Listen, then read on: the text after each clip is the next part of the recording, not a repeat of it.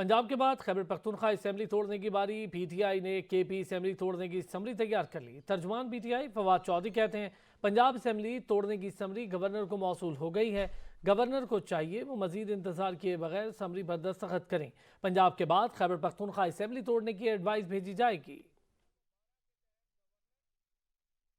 जो पंजाब असेंबली की तहलील का फैसला किया था उसकी समरी जो है वो रात को तकरीबन 9:30 बजे के करीब जो है वो गवर्नर हाउस में मौसूल हो गई थी।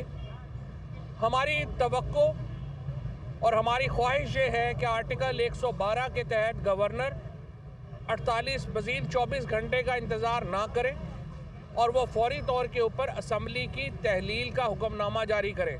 खैबर पख्तूनख्वा असेंबली तोड़ने की जो समरी है या जो उनकी एडवाइस है वो तैयार कर ली है।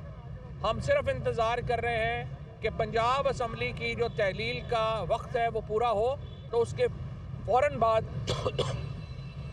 खैबर पख्तूनख्वा की असेंबली जो है उसकी तहलील का हुक्म भी जारी जो है वो कर दिया जाएगा।